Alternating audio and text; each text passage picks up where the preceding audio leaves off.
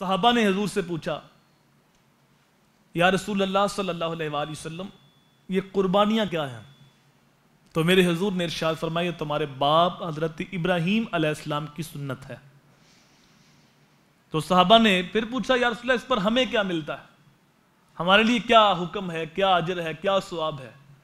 تو رسول کریم صلی اللہ علیہ وآلہ وسلم نے ارشاد فرمایا اللہ ہر بال کے بدلے ایک نیکی عطا فرماتا ہے۔ صحابہ نے عرض کی یا رسول اللہ جو دمبا ہوتا ہے تو اس کے اوپر تو اون ہوتی ہے، مطلب یہ اس کے تو بہت زیادہ بال ہوتے ہیں، تو اس کے بارے کیا حکم ہے؟ تو رسول کریم صلی اللہ علیہ وآلہ وسلم نے ارشاد فرمایا چاہے دمبا ہے، چاہے بکرا ہے، چاہے اونٹ ہے، چاہے گائے ہے، اللہ ہر بال کے بدلے ایک ایک نیکی عطا فرماتا۔ اب قرآن میں ضابطہ یہ بیان کیا گیا من جاء بالحسنۃ فلہ عشر امثالھا، جو ایک نیکی کرے اللہ 10 کا ثواب عطا فرماتا۔ اب کوئی بندہ بکری کے بال گن سکتا ہے، اونٹ کے بال گنے جا سکتے ہیں، دمبے کے بال گنے جا سکتے ہیں، تو ہر بال کے بدلے ایک نیکی، اور ایک نیکی 10 گنا۔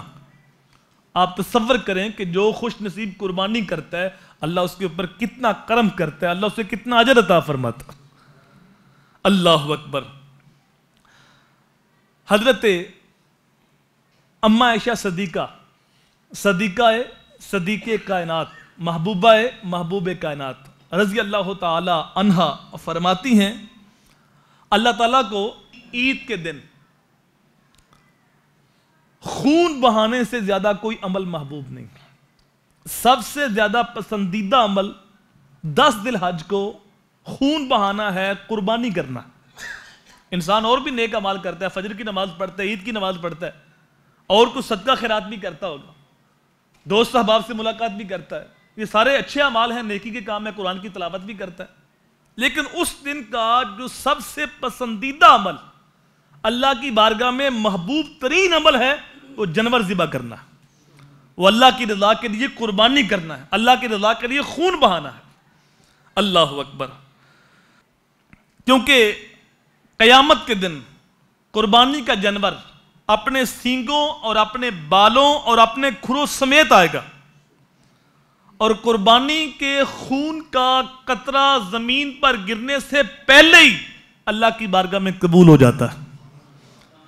لہذا تم خوش دلی کے ساتھ قربانی کرو، اللہ کی رضا کے لیے تم قربانی کر رہے ہو، اللہ کا قرب پانے کے لیے۔ قربانی شعار اسلام ہے، قربانی اللہ کے قرب کا ذریعہ ہے، تو خوش دلی کے ساتھ کرو۔